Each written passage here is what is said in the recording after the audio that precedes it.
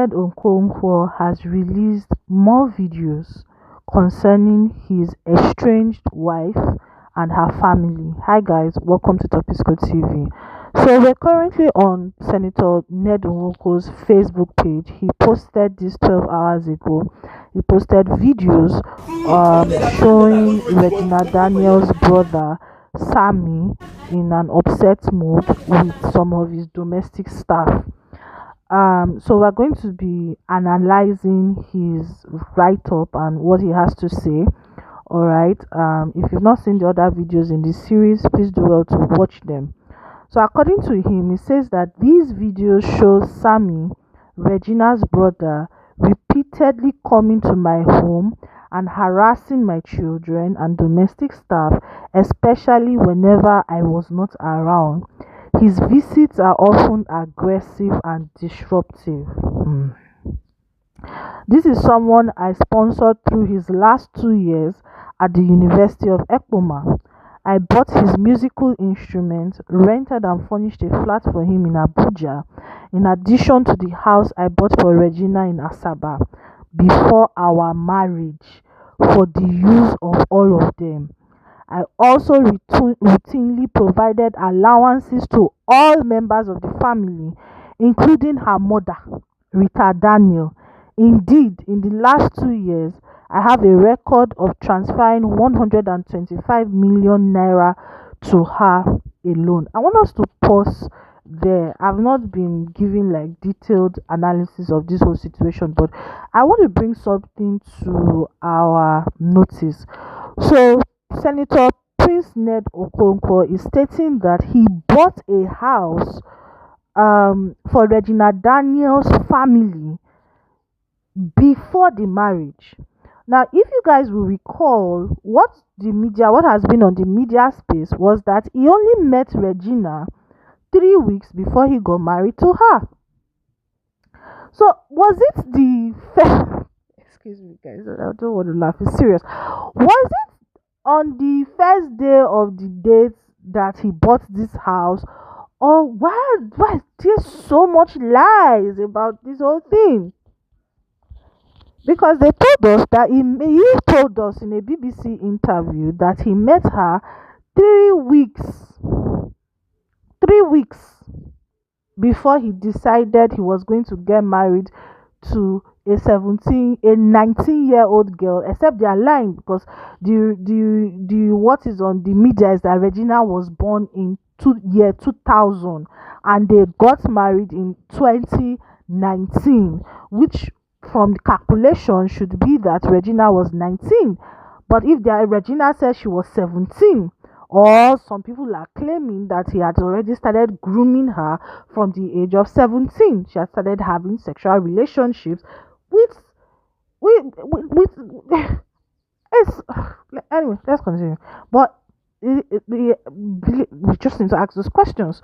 Then she says when Regina started her rehabilitation, there was a clear instruction by the doctors to strictly restrict people, especially her enablers, from having access to her. The therapy was arranged after I noticed troubling changes in her behavior linked to her dependence on certain illegal substances, including going for 48 hours without sleeping and eating every 2 hours. Look, you see, this video, we are here to analyze these things. So, at what point did Regina become addicted to using substances? And in the other video that we did, Regina said that he was the one who encouraged her to take those substances to fulfill his sexual fantasies. So it begs the question, who enabled Regina to begin to take illegal substances? Because from all intent and purposes, and according to her estranged husband, she was not dependent on substances when they got married. So at what point did Regina now become hooked to illegal substances? Then he says the therapy was arranged after I noticed troubling changes in her behavior linked to her dependence on certain illegal substances.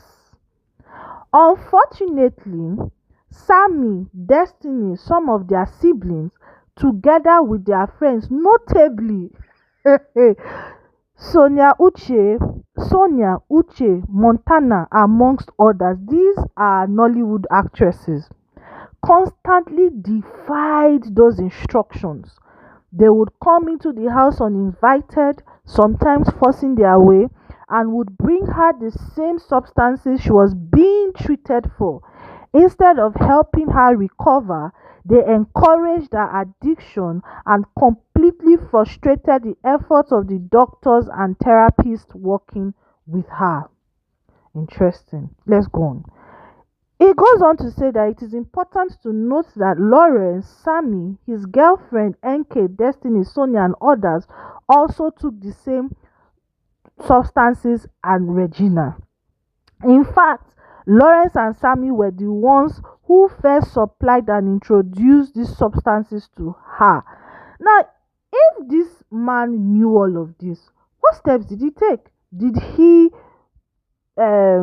report to the whatever? Did he do that? Because he seems to have a lot of information on their substance abuse.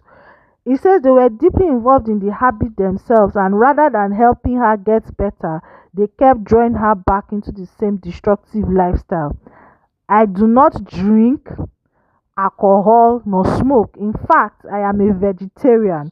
So I found these characters and behavior reprehensible and totally unacceptable. You see, Regina and family, they are already setting a game plan for you, and it's just unfortunate that you fell into their trap of admitting that you actually used the drugs, because this person never loved you, because someone who loves you will not throw you to the dogs like this man has just done.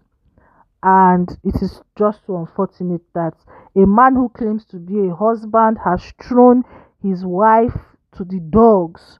You understand? But let's go on. It says, just 4 weeks ago, I woke up around 5 a.m. and realized that Regina was in my room and on the phone. She was clearly high, and she knows that I do not want her in my room in that condition. I asked her to go to her room, and she told me that Sammy's girlfriend was in her room.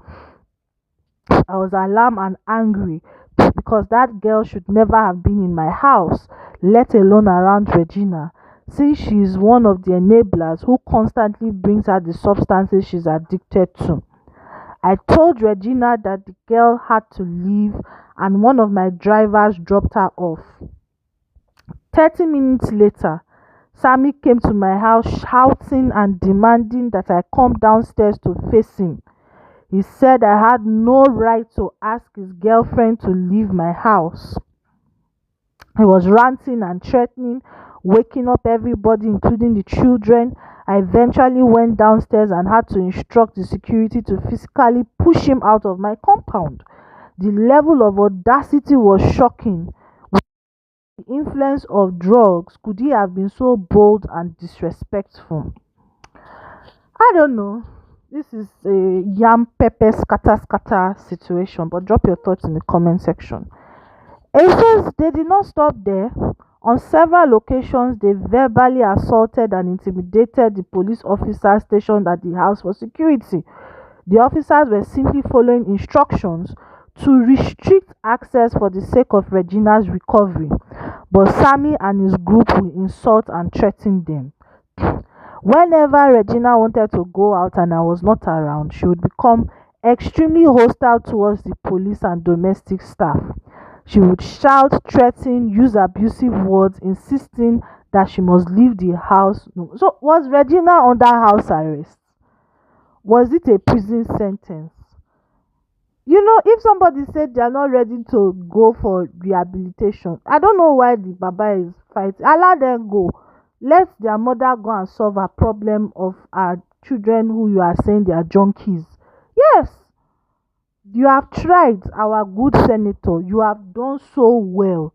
Your efforts to ensure that these people, you see, it's so, you've been so magnanimous, in your efforts to rehabilitate and bring them back as honorable members of the society. But sir, they are not worthy of your time. Let them go. Let their father and their mother go and worry about their junkiness, for lack of a better word.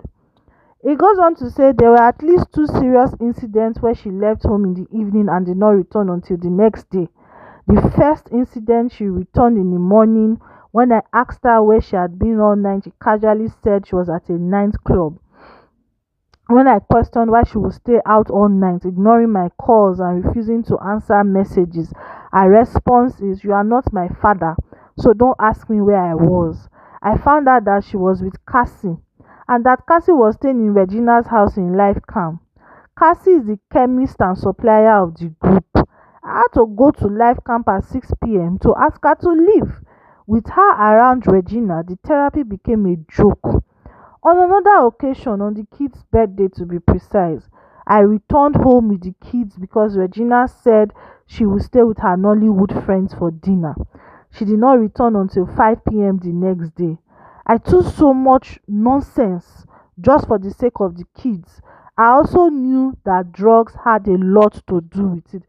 So, sir, if you knew that drugs had a lot to do with it, I've already asked those questions when we started. Regina wasn't on drugs when she got married to you. So, how did it dovetail into these nauseating things that we are reading? So, it continues. You guys share your thoughts. The man has really tried. It says, imagine the pain of a husband trying to help his wife recover, only to have the process sabotaged by her siblings and friends, the very people who should have been supporting her healing. The pattern of behavior made it almost impossible for her to recover. Each time progress was made, they would undo it by smuggling in the same drug she was fighting to give up.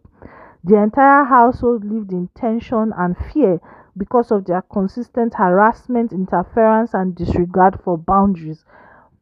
If you've lived with people who abuse drugs, I understand where he's coming from. You would know that it's a very tense situation to be in. The constant fear and all of that. That's why, in my own opinion, I don't know what you guys think, because we're just analyzing this, we're not privy to it. But in my own opinion, I think the man has tried. If the lady says that she doesn't want anymore, then you should let her be. Intimidating her family and everything, I don't want to read further. You guys just pause and read. Let's just talk about it. Intimidating her family and all that is going on the media space does not make any sense. Okay, because sir, you've been very magnanimous. uh you gave her mother 125 million. You bought a house for her siblings. You gave the brother $75,000. Let us also remember that this is taxpayers money. People from Delta State, this is the money that they are supposed to use to do your community. But let me not talk that one. Let's leave that one aside. So, sir, you have been very, very magnanimous, sir. Our senator, please, sir, let them go. Let them go. There are other better things than other people you can invest that money to doing something much, much profitable. There are some people in your constituency who are alleging that certain of the constituency projects that we are seeing online does not tally with what they are seeing in their physical location. So, sir, allow Regina and her family to go, because from all you have described, they are useless people. Okay, and nobody really should be forced to tolerate drug addicts and junkies. Let them be with their own kind of people. You've really tried, sir. Thank you very much, sir. Anyway, drop your comments in the comment section. We'll continue this analysis.